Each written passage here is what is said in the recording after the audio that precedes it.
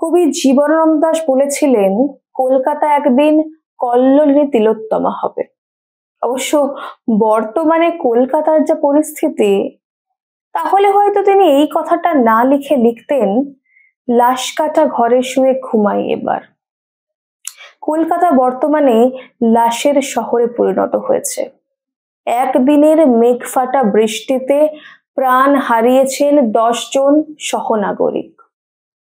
একই সঙ্গে জমা জলে লাশ ভাসতে দেখা গিয়েছে মানুষ এবং কুকুরের, যেটা এর আগে হয়তো কলকাতায় কোনোদিনও দেখা যায়নি। আর তৃণমূল সরকার তখন কি করছে?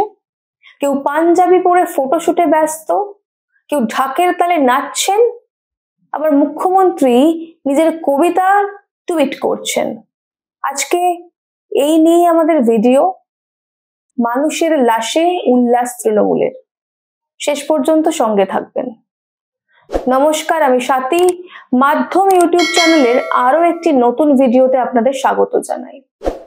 আকাশে পেঁজা তুলোর মেঘ দেখা গেছে কি যায়নি? মুখ্যমন্ত্রী মমতা বন্দ্যোপাধ্যায় পিতৃপক্ষেই মানে মহালয়ার আগে থেকেই কাঁচি হাতে নেমে পড়েছিলেন নতুন নতুন পুজো প্যান্ডেল উদ্বোধন করতে। তিনি বারবার এটা বলতেও শোনা গিয়েছিল তাকে যে আগে তো পুজো শুরু হতো পঞ্চমী থেকে ষষ্ঠী থেকে, আমি তো প্রথম পিতৃপক্ষেই মহালয়ার আগে থেকেই পুজো উদ্বোধন শুরু করলাম। এখন এটাই ট্রেন্ড হয়ে গিয়েছে, মানুষ এটাই দেখছে।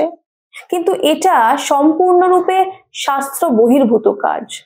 এটা শুধু শাস্ত্র বহির্ভূত নয়, এটা গর্হিত অন্যায়ও বটে। তার কারণ মহালয়া থেকে শুরু হয় মাতৃপক্ষ, আর এই সময়টাতেই কিন্তু দেবী দুর্গার আবাহন করা হয়।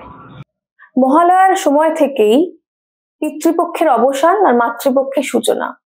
বলা হয় এই সময়টাই শুভ সময়, দেবী দুর্গার আবাহন এই সময়টাতেই হয়।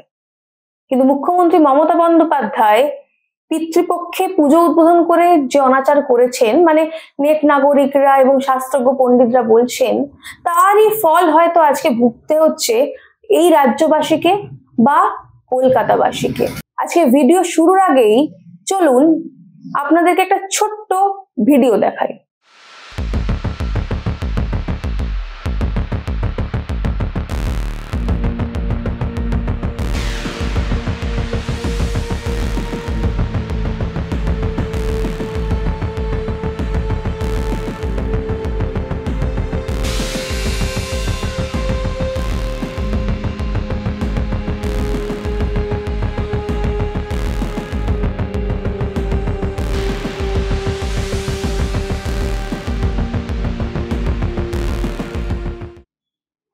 দেখুন কুণাল ঘোষ কিভাবে নতুন পাঞ্জাবি পরে মডেল সেজে, মানে নবকার্তিকটি সেজে তিনি শুটিং এ ব্যস্ত। এই ভিডিও যখন শুট করা হয় বা এই ভিডিওটি যখন সোশ্যাল মিডিয়ায় আপলোড করা হচ্ছে, ঠিক তখনই গোটা কলকাতা জুড়ে হাহাকার। জমা জলে স্তব্ধ হয়ে গিয়েছে জীবন, থমকে গিয়েছে গাড়ি, থমকে গিয়েছে জনজীবন। আবাসনগুলিতে জল ঢুকে অবস্থা অত্যন্ত সঙ্গীন। 10 জন মানুষের লাশ ভাসছে, নেই খাবার জল, কোথাও নেই জল, নেই বিদ্যুৎ, যত্রতত্র গাছপালা পড়ে রয়েছে, সব মিলিয়ে ভয়ঙ্কর অবস্থা। আর ঠিক তখনই তৃণমূলের নেতা আমাদের কুণাল ঘোষ নেচে গেয়ে মডেল সেজে সোশ্যাল মিডিয়ায় ভিডিও পোস্ট করছেন। আর শুধু কুণাল ঘোষই কেন বলছি, রাজ্যের দমকল মন্ত্রী সুজিত বোস, যাকে কোথাও আগুন লাগলে দেখা যায় না, তাকে কিন্তু শ্রীভূমির প্যান্ডেলে প্রতি বছরই দেখা যায়। দেখুন কিভাবে তিনি ঢাকের তালে তালে নাচ করছেন। এদিকে একদিকে যখন এই দৃশ্য, যখন সুজিত বোস নাচ করছেন, ঠিক তখনই অপরদিকে কলকাতায় একের পর এক ভয়াবহ অগ্নিকাণ্ডের ঘটনা সামনে আসছে।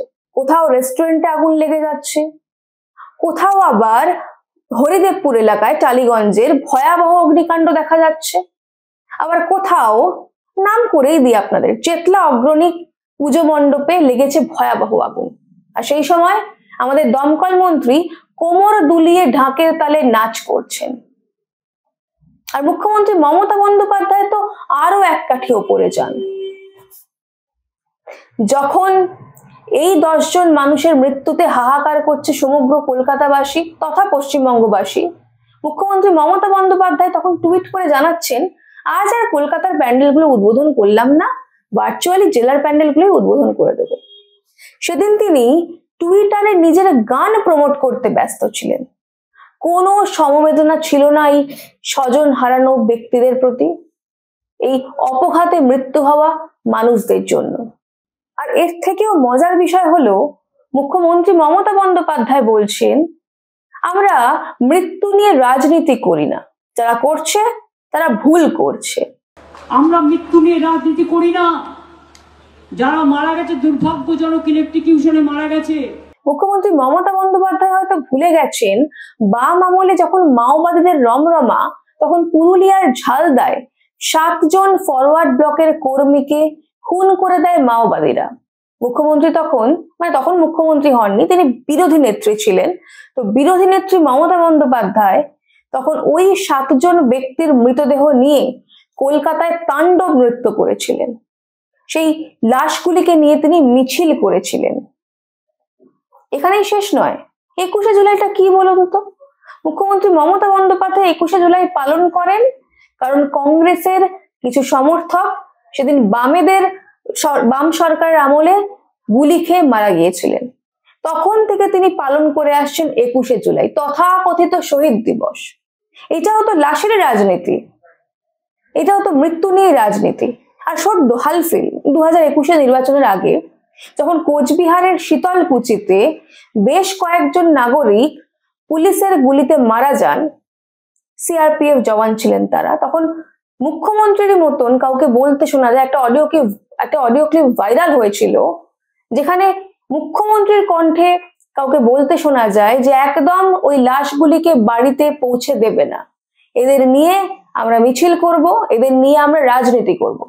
শুনুন সেই ভিডিওর ভাইরাল অডিও। পার্থ, হ্যাঁ দিদি, মাথা ঠান্ডা করে ভোটটা করো, তারপরে বিচার আমরা করবো। একদম আমি অ্যারেস্ট করাবো সব কটা সিআরপিএফ কে।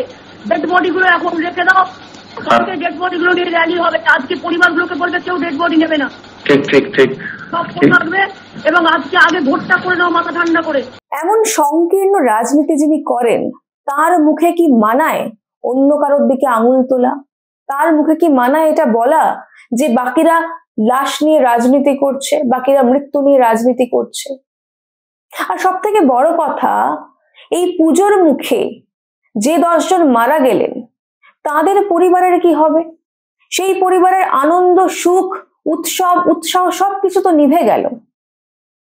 অথচ সহনাগরিক হিসেবে মুখ্যমন্ত্রী দায় ঠেললেন কেবল কেন্দ্রের উপর, কখনো মা গঙ্গার উপর, কখনো বা সিইএসসির উপর, কখনো আবার মেট্রো কর্তৃপক্ষের উপর। বাংলার মানুষ কি মুখ্যমন্ত্রী মমতা বন্দ্যোপাধ্যায়ের কাছ থেকে এটা আশা করে? বাংলার মানুষের কি এটাই প্রাপ্য হয়? কি মনে হয় আপনাদের? জানান কমেন্ট করে। আজ এই পর্যন্তই, দেখা হবে পরের একটি ভিডিওতে। ততক্ষণ পর্যন্ত সঙ্গে থাকুন, দেখতে থাকুন মাধ্যম। Goa's transformation is more than just development. It's about progress and a brighter future for all. Bridges that unite aspirations, highways that bring communities closer, world-class airports welcoming opportunities. From modern infrastructure to seamless connectivity, Goa is on the fast track to grow. Under the decisive leadership of Prime Minister Narendra Modi and Chief Minister Dr. Pramod Sawant, the double-engine Sarkar is driving Goa towards Vikasit Bharat 2047, a future of prosperity, innovation and limitless possibilities.